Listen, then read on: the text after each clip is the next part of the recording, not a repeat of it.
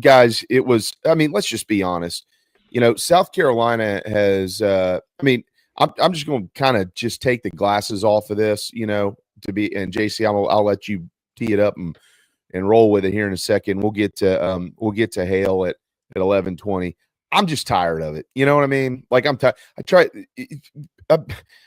As long as I've been doing this, our job's to be classy about things and to talk and communicate and inform and entertain people and have some professionalism while you do it.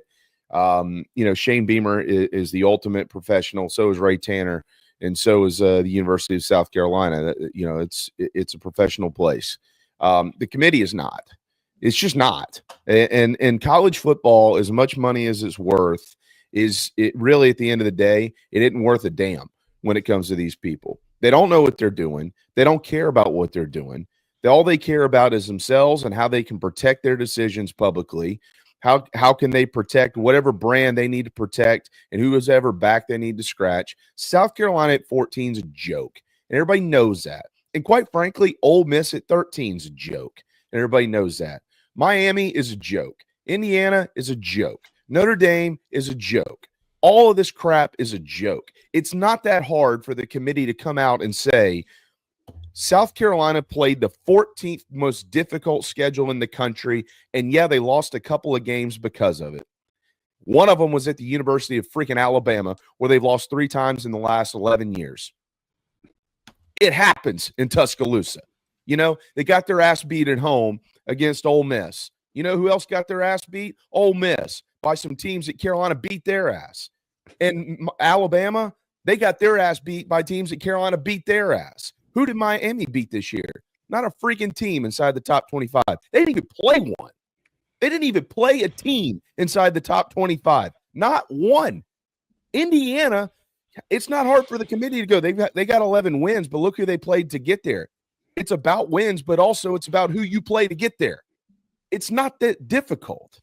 So at some point in time, the thing just needs to be washed out and somebody needs to rebuild it. I'm pissed off because I've watched this football team play, and I don't care what some people might think about me or my opinion or JCU or your opinion or Phil. We might just be somebody on a TV screen to them. I don't give a damn about that. I know football, and I know what it looks like, and I know who the good teams are in this sport, and South Carolina deserves to be in the college football playoff. Period. The end. So does Alabama, and so does Ole Miss. And yeah, that's freaking SEC bias because this league is awesome, and the rest of them suck. This is the best league in college football, and it should be treated like that.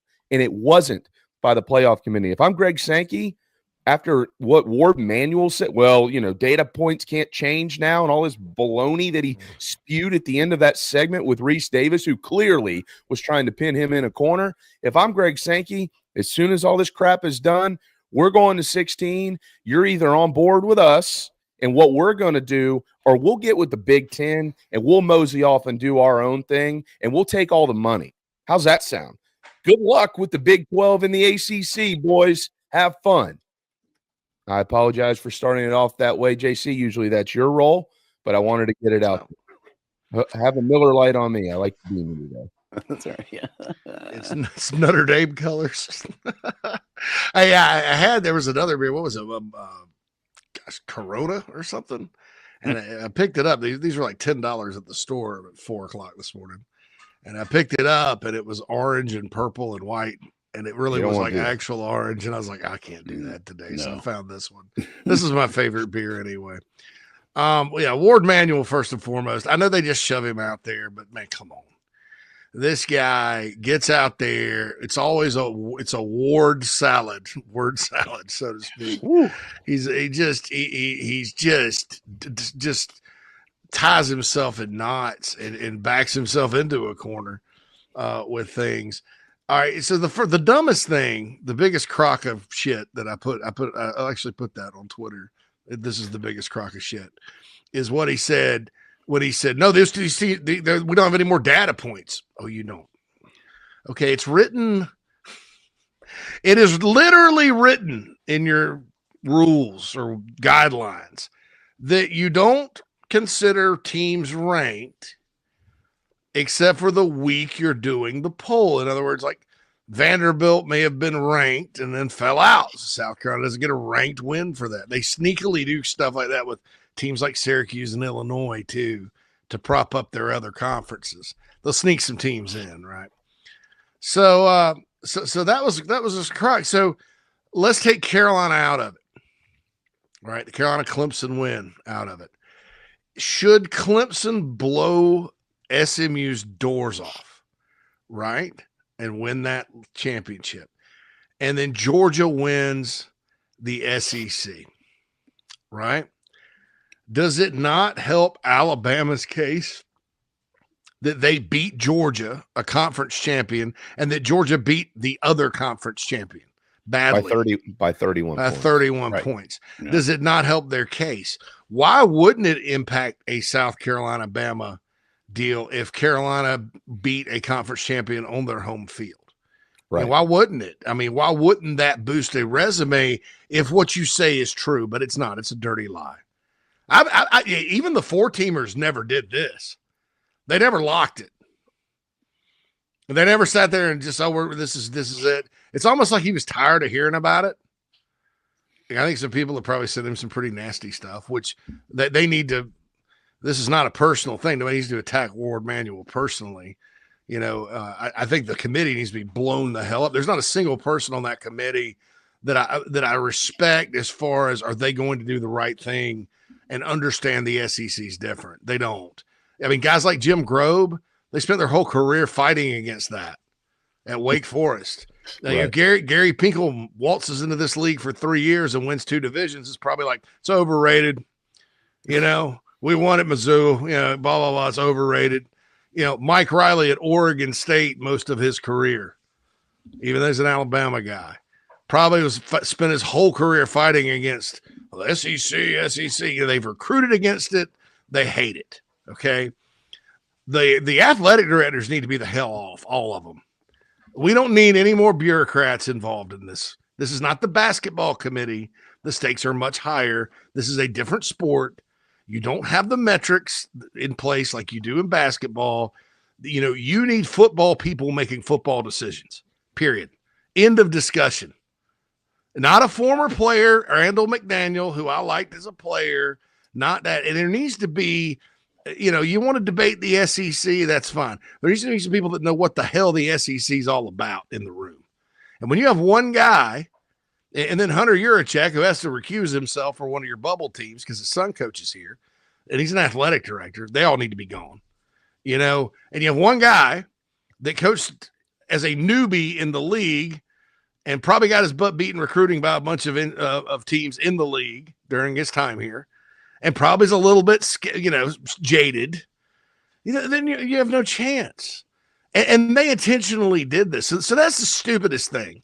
The second stupidest thing is his defense of Miami. All right, listen, man. There are two sides of the football in this sport, right? He played D tackle at Michigan. You played defensive tackle at Michigan, dude. You know about defense. You were from New Orleans. You're a D tackle from New Orleans who played at Michigan. You should know. D wins. You played for Bo Schembechler. Defense wins champions. So Miami has the best offense in the country. What? Against who? Right. I mean, dude, that Florida game was so long ago. Do you honestly think they would blow the Gators out with DJ Lagway right now? No. Yeah, it'd be close. It'd be at least close. They may win, but it'd be at least close. They played nobody else. They played Georgia Tech when Haynes King had one arm and couldn't even throw the ball and lost. And then they go to the Dome and lost at the end. Oh, they snuck Syracuse in at 9-3. You know, so where's Duke sneaking in so it can help SMU? They're 9-3. Oh, I don't know. So it's stuff like that. That was the next best. The defense of Miami over Ole Miss and South Carolina is indefensible. They're not getting in unless something crazy happens. Jim Phillips can whine and cry and form coalitions and read statements, all the hell he wants. They're not getting in. Time for another alliance, right? But the fact that they're up there and they're still holding on to this, their best offense in the country. Really? Really? They're really against who? Who'd they play? Did they play a defense like South Carolina's? Did they even play a defense like Oklahoma's? We just don't know. We don't know. Indiana's ridiculous, but it's a Big Ten school, so I guess they get this pass. And so that was the next thing. And then the third dumbest thing was a while back when they asked him about Reese asked him about strength. He's like, well, we've been kind of talking. These teams could just play the schedule they're given. But you have to. Your top 7 teams have no top 25 wins, idiot. And again, this is not personal because I think one of the consequences of this, they don't understand. This is not basketball where there's 64 teams and you're griping about a bubble team being left out, but generally everybody's happy. This is college football. There's a bigger audience. There's a more psychotic audience, and it is all human decisions. And when humans are involved and there's no metrics and no way to explain it, there's bias. And that's when psychos, you guys notice there's crazy people out there? I'm telling everybody right now that's listening to this show, don't attack any of these people personally. You'll go to jail. But I can't put it past some of you. If you guys read Twitter /X every day, I'm sure there's been some threats. People have a couple of shots of whiskey. Who in the hell knows what they'll do if they're crazy already? And there are a lot of crazy college football fans that pull for all schools. Trust me. I did rankings for 15 years. I called every name in the book, and that was over recruiting rankings, 3-star versus 4-star. So there you go with that. That was a bad sign to me. I talked all summer before the Gamecocks even entered the chat, right? All summer. This is going to be a great thing if they do it right. The whole point of going to 12 is to get off of this whole 10-2 is better than 9-3, like they're picking BCS bowl games. That's horse crap. That's not the way to do it. Why go to 12? Embarrassing. Just keep it at 4. Because you're going to go and do it that way, keep it at 4. Keep it at 4. This was supposed to be designed for teams that could take early losses and play tough schedules. Why do you think the entire SEC, when they were starting to talk about this back in 2020, and it looked like it's going to be a reality, the whole SEC starts scheduling in advance? Georgia schedules Florida State and Clemson in the same year. Alabama starts scheduling out the butt, going to Wisconsin and all that. South Carolina, Miami. You look at almost every SEC school.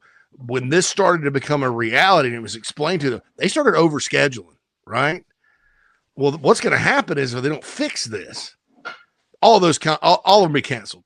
And I don't know. I don't think South Carolina, Clemson, or Georgia, they're going to cancel those. But there's a strong argument to do it. If all you're going to look at is wins and losses, and it doesn't matter what schedule you play, why not? Okay, so here's my final point on this. The SEC is to blame for this, where South Carolina is concerned too, along with the idiotic metrics these people use. And we were thinking about this wrong. It's not Carolina or Alabama or really Ole Miss. It's Carolina and Tennessee. And I didn't say anything about this because I think we just all assumed Tennessee's in. I looked at who they played this year and who they avoided. Mm-hmm. And, they are getting a ton of – and look, credit Josh Heupel for winning ugly this year, man, right? Mm-hmm. I mean, that he's proven he can win more than one way. But, dude, they avoided Missouri. They didn't play A&M. They didn't play Texas. Their best win outside of that one Alabama game, when Alabama was, I think we can all agree, struggling a bit during that stretch, by a touchdown at their place. The best win was probably at Oklahoma. Are they still getting mileage over the win over god-awful NC State? I don't know. But when you compare South Carolina to Tennessee, the only thing Tennessee's got that leans to them is 10 wins versus Carolina's 9. That's it. That's it. They don't have a tougher schedule. They don't have any more quality win. They have one quality win. Every common opponent besides Alabama, but Carolina was in Tuscaloosa. It was a 2-point game. Tennessee, Alabama was in Knoxville. It was 7. Okay, that's a wash. Carolina beat Oklahoma worse. They beat Kentucky worse. Kentucky was in Knoxville. They beat Vanderbilt worse in Nashville. And then Tennessee, the one big challenge they had down the stretch, they got boat raced by Georgia, who was licking its wounds after losing to Ole Miss. They didn't play Ole Miss. They had no A&M. Beat Florida in overtime when Florida was struggling. I mean, woefully unimpressive, yet they're a lock and arguing about whether or not they should host over Ohio State, which I think both those teams should be out, quite frankly. But they're just a lock and nobody says anything about it. Same with Texas and Georgia. Texas 3 spots ahead of Georgia. Oh, there's the head-to-head. Georgia has the head-to-head. Well, Texas is 11-1. Well, look at who they'd had to. Did they have to go to Ole Miss? Did they have to go to Ole Miss, Alabama, and Texas? No, of course they didn't go to Texas. Did they play 3 road games like at Ole Miss, at Alabama, at Texas this year? Nobody played, and then Clemson on a neutral field, and Georgia Tech. Nobody came close to doing that. Georgia's 10-2, but they're 3 spots behind and have to go beat a team twice, right? Because they're 1 game behind. That's an idiotic way to do any sort of playoff. So what I propose they do, take a page from, I don't know if they still do this in the high school league. It used to be that they had the Big 16 or whatever, and a lot of high school associations do this. They do points, okay? And the SEC needs to say, we're going to 16. We're going to get 5 spots. And outside of the champion, the other 4 at-larges are going to be determined by a points system. Because here's the problem, guys. They're not going to 9, right? There's no way they're doing that right now. It's going to be a 1-7, 1 permanent opponent, 7 rotating. That 7 is going to determine people's seasons. There's too many good teams that care, that have talent every year. So you can't have if you want to do the conference championship game that way, that's fine. You're going to end up with 2 really good teams anyway. But you can't have playoff berths going to whoever gets the luck of that draw, right? I mean, Georgia's almost out because of it. Georgia's really good. Georgia's probably the best team in the conference just because of the draw, while Texas and Tennessee would be in. I think they got to go to some kind of point system. I sketched it on the Big Spur today. You guys can probably go read that. I don't know that my points, the values I gave did it, but for a team in the league that wins 8 or more games, you should get more points for that. You should get more points for road wins, which nobody talked about. No. It's harder to win on the road. Oh, really? Golly gee, I don't know. Sound a little like Bill Burr today. But gosh. But I just think there's a better way to do it, both nationally by getting football people on that committee and making football decisions, but then also within the SEC, because here's the problem. There's going to be all kinds of conspiracy theories about the league office when you happen to draw, and you can't, they can sit there in Birmingham and think all they want and look at the history and all this. And dude, it was 4 years ago, Auburn, Florida, Mississippi State, and Arkansas would be murderers row, right? Maybe 7 years ago. And playing, some of these other teams, playing Ole Miss would be not hard. Play South Carolina would be not. Oh, we got that. They also have to, within their conference, try really, really hard to get off of this old way of thinking where they assume and do it randomly and then do a point system where, okay, Georgia, you got this brutal road schedule. You're probably going to drop 2 games, but guess what? You're still getting in over Tennessee, who didn't play anybody. Tennessee's going to have to win 2 more games than you to get in, because that 1 game difference, I mean, that's scary, because one team could have had freaking Mississippi State, who lost to everybody, and that other team could have had, LSU and Baton Rouge or Ole Miss or whoever. Texas A&M and College Station. They could have had a really good team. That could have been the difference in one team staying home and one team going to the playoff. Playing Mississippi State this year versus a team with a pulse. Yeah. I just don't think that's fair when you're trying to evaluate total body of work, especially when not everybody plays everybody and you don't have divisions. So the luck of the draw will determine who goes to playoff from the SEC more than anything in the coming years, because everybody's good. And some are good some years, some are not. Everybody's got a chance. Auburn's got a chance to be really good next year. Everybody does. So that's my point in that. I'm sorry for going on and backing up a rant with a rant there. I know it's signing day. But those are my points. There's a lot of fixes that have to be made, and then going to 16 should be a given. I'll say one more thing. And then the seeding, They need to come up with some sort of way where it's not only humans voting. Go back to the BCS if you want. Have it 50-50 computers and humans, and then have a tiebreaker, some tiebreaker or something when it comes to that seating, because those home games are going to be invaluable. So I just don't. I think there's just a much better way to do this than the 13 dwarves and Snow White in there singing "Merry Little Christmas" with birds chirping and them just randomly coming up with criteria to fit their opinion. And look, they told us it's our opinion. We're evaluating the teams. Well, you're not qualified at all. None of you. So that's my deal there.